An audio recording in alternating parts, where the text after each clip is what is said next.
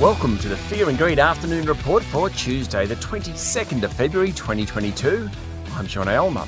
Every afternoon we bring you 5 news items that happened today that you need to know about. So let's jump into it.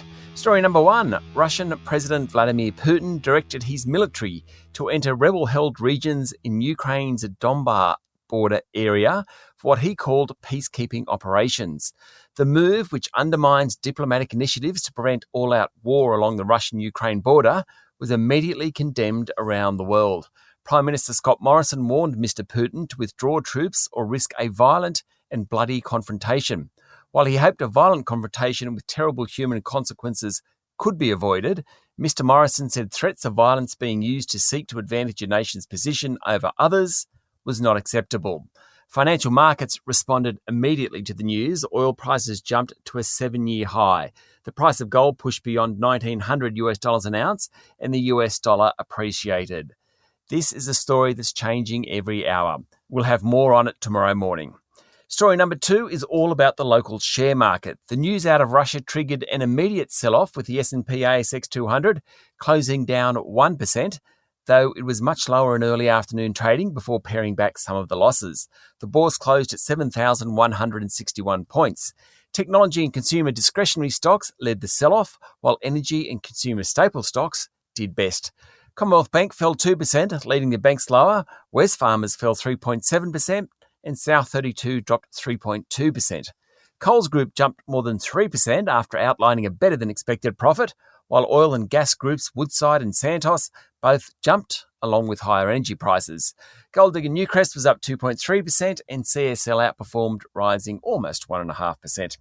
Hearing implant group Cochlear and agribusiness Costa both jumped more than 8% after announcing strong profits.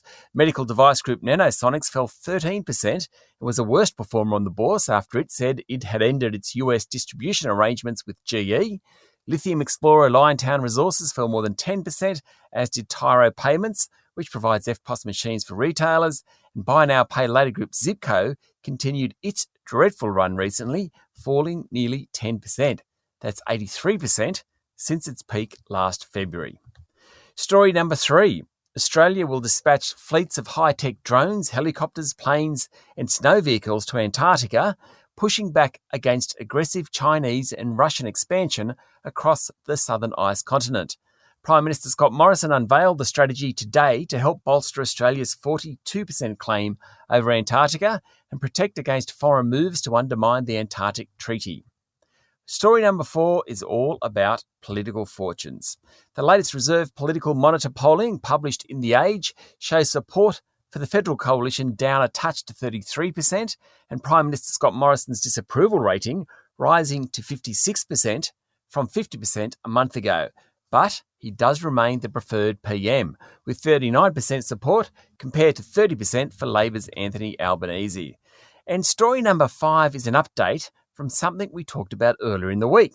I told you about the cargo vessel that caught fire off the coast of Portugal after electric vehicle batteries set off a major blaze.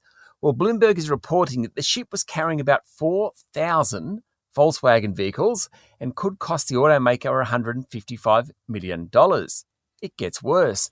In total, there are about $400 million worth of cars aboard, including Volkswagens, obviously, Porsches, Audis, Bentleys and Lamborghinis. Ouch. That's it for the afternoon report for Tuesday, the 22nd of February 2022.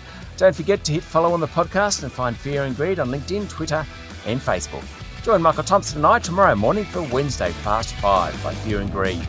I'm Sean Aylmer. Enjoy your evening.